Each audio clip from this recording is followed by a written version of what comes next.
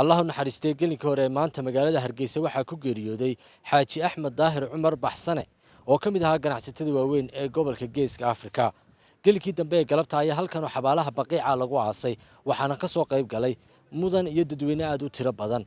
ganacsato siyaasiyiin madaxweynaha iyo ku-xigeenka Somaliland iyo dad aad u tiro badan oo xabaasha ka marxaati furay wanaag marxuumka Allah u naxariistay Xaaji Cabdirashiid Maxamed Saciid Ducaale Dahabshiil ayaa hareerteeda taagan maamulaha shirkadda Dahabshiil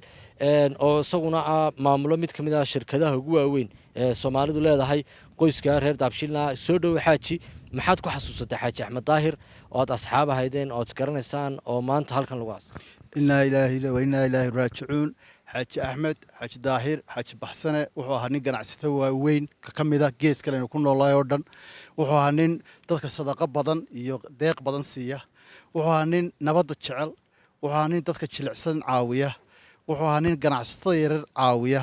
wuxuu ahaa nin sadaqa badan bixiya dhinac walba dhammaan dadkii family iyo qoysku ka dhintayna tacsiban u direynaa meel ay joogaan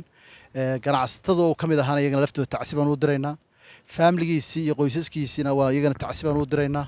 dhammaan anigoo ku hadlaya magaca shirkadda magaca aabaha oo imika aan waddanka joogino ka maqan family-ga iyagoo dhan tacsiib buuxdaan u direynaa reer Xaaji Axmed oo dhan meel ay adduunka joogaanba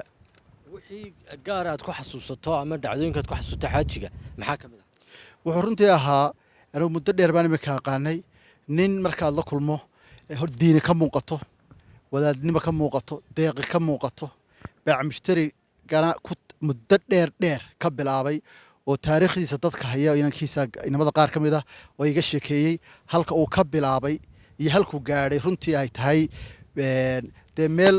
nin ilaahay wato caawinayo uu ahaa baac mushtarigiisa muddo dheer ku jiray ama halkan kaga jiray ama uu Jabuuti ka waday iminkana waa adduunka meelo badan gaadhay marka dadka mudan buu ahaa in wax laga barto ama xag ganacsi ha noqoto ama xagga wanaagana laga barto labada dhinac buu lahaa